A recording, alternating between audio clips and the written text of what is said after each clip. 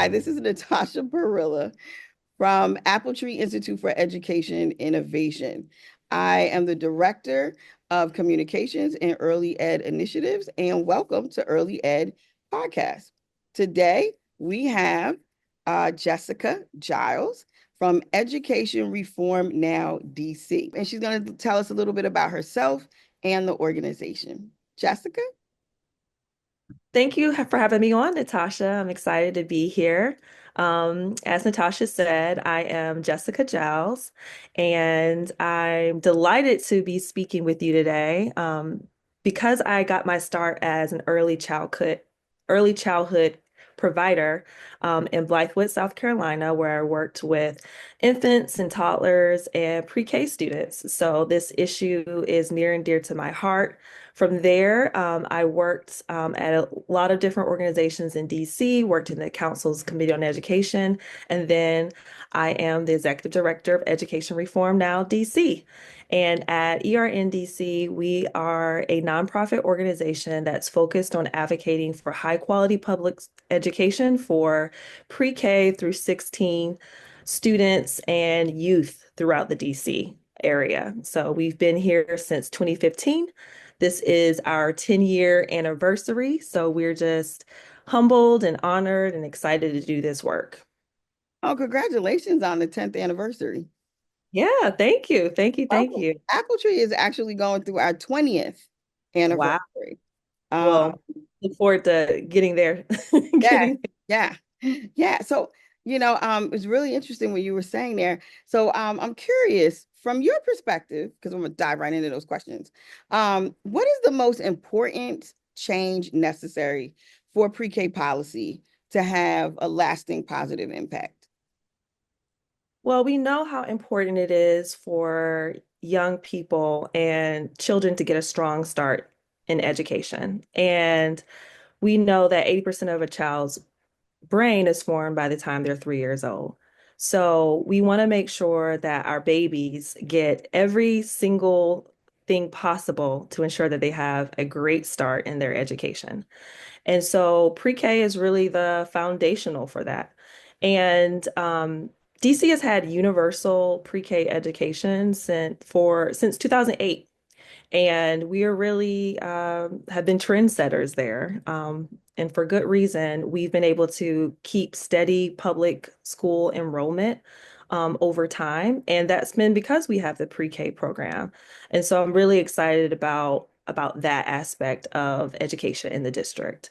And so one of the number one important changes that we can make and challenges that we can tackle is making sure that our pre-K students are going to school. We have a tremendous issue with student attendance in DC, high chronic absenteeism rates, high truancy rates. And even though pre-K is not mandatory, like kindergarten is, it's incredibly important.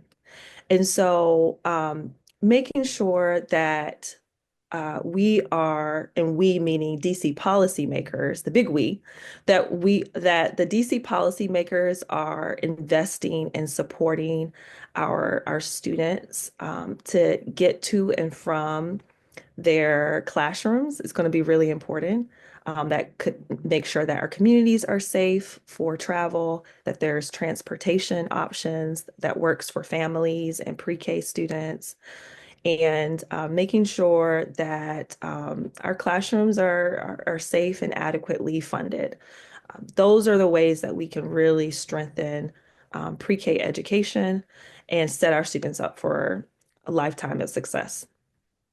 Yeah, you're absolutely right. Yep, and key on that student attendance as well. Um, it is important. It is something that has been a challenge in DC.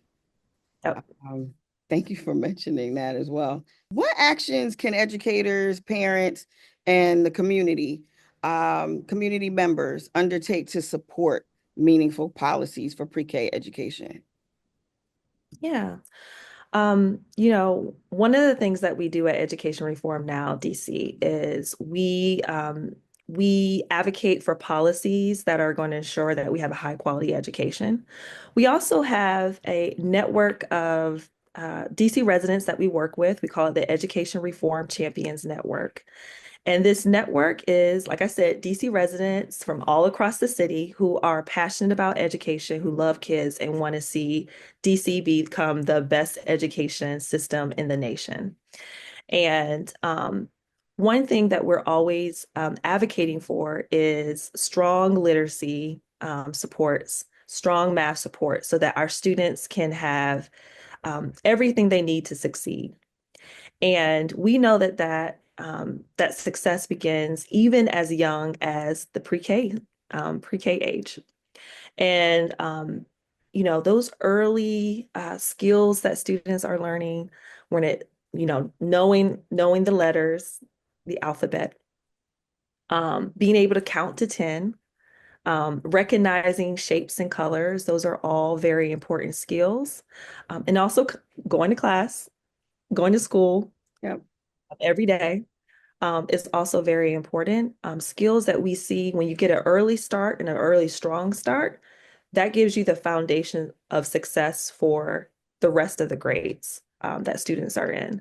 And so we are really working with our community members, our Education Reform Network, to really champion policies that are going to set up our students for success. So join us. I say all that to say, I'm asking educators, parents, community members to join us, the Education Reform Champions Network, as we advocate for policies that are going to put our kids in the best position to be successful.